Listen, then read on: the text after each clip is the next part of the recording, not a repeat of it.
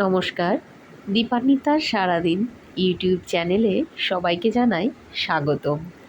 আজ রবিবার, সকাল থেকে আমি আর বিহান একটু সুস্থ আজ আর জ্বর আসেনি আমাদের, কিন্তু আমার শাশুড়ি মা এখনও অনেকটাই অসুস্থ।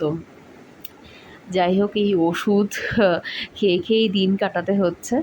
তার মধ্যেই আজকে ফোনের গ্যালারিটা দেখছিলাম বসে বসে, যেহেতু কোনো কাজ করতে মন ভালো লাগছিল না।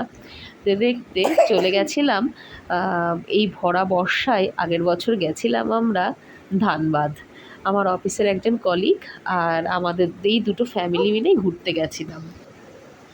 আমরা গেছিলাম হাওড়া থেকে শতাব্দী এক্সপ্রেস ধরে। ভোরবেলায় ট্রেনটি হাওড়া থেকে ছাড়ে, কমপ্লিমেন্টারি ব্রেকফাস্ট থাকে, ওটাতে করেই আমরা পৌঁছে গেছিলাম ধানবাদ। ওখানে আমরা ধানবাদে গভর্নমেন্ট লজেই ছিলাম। আর ওখানে একটা গাড়ি বুক করে আমরা প্রথমে গেছিলাম উশ্রী জলপ্রপাত দেখতে। এটা গ্রিডিতে। রবীন্দ্রনাথ ঠাকুরের ছোট গল্পে ছিল উশ্রী জলপ্রপাতের কথা। কি ভয়ঙ্কর রূপ তার! আর ভরা বর্ষা যেহেতু, রাস্তা যেমন সুন্দর তেমন জলপ্রপাতের সৌন্দর্যও বলে ভাষায় প্রকাশ করা যাবে না। আমরা কিছুক্ষণ ওখানে থাকলাম, ছবি তুলে আস্তে আস্তে আবার ওখান থেকে বেরিয়ে এলাম। তারপর আসার পথে আমরা গেলাম তোপচাঁচি লেকটা খুব সুন্দর। লেকটা অনেক উপর থেকে দেখতে হয়, যদিও ওখানে বোটিং করা যায়। বিহান খুব ছোট থাকার কারণে আমরা আর বোটিং করিনি।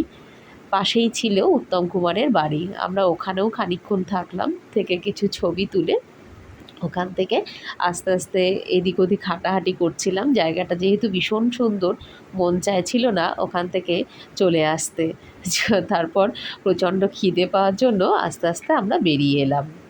এসে আমরা রাস্তাতেই খেলাম শানহি পাঞ্জাব বলে একটা ধাবাতে। খুব সুন্দর ছিল সেখানকার খাওয়া দাওয়া। তারপর খেয়ে দিয়ে ওখানে একটু রেস্ট নিয়ে চলে এলাম তোপচাঁচি লেক। তোপচাঁচি তারপর ওখান থেকে আমরা খাওয়া দাওয়া করে চলে এলাম ভাতিন্ডা ওয়াটারফলস। এটা ধাপে ধাপে জলটা আসে, অপূর্ব সুন্দর জায়গা। কিন্তু একটা কথা বলতেই হয়, একদম মেনটেনেন্স নেই। মানে যত্রতত্র পড়ে আছে, কাচের বোতল ভাঙা, চিপসের প্যাকেট, সিগারেটের প্যাকেট, মানে একদমই পরিষ্কার নয় জায়গাটা। কিন্তু অপূর্ব সুন্দর তার জলরাশি উপর থেকে ভেসে আসছিল। আমরা অনেকক্ষণ সেখানে ছিলাম, প্রচুর ছবি তুলেছিলাম আর মন ভরে দেখছিলাম, দু চোখ ভরে, যত দূর জলরাশি চলে যাচ্ছিল। খুব সুন্দর উপর থেকে দেখতে লাগছিল। তারপর আমরা লাস্টে এলাম রাজারাপ্পা মন্দির। মন্দিরটা খুব সুন্দর একটা জায়গাতে অবস্থিত। এত সুন্দর মন্দিরটার মধ্যেটা বলে ভাষায় প্রকাশ করা যাবে না। রাম সীতার মূর্তি রয়েছে, হনুমানজির মূর্তি রয়েছে, খুব সুন্দর। ওখানে আমরা অনেকক্ষণ টাইম কাটিয়ে তারপর আমরা আস্তে আস্তে আবার আমাদের হোটেলের দিকে চলে এলাম।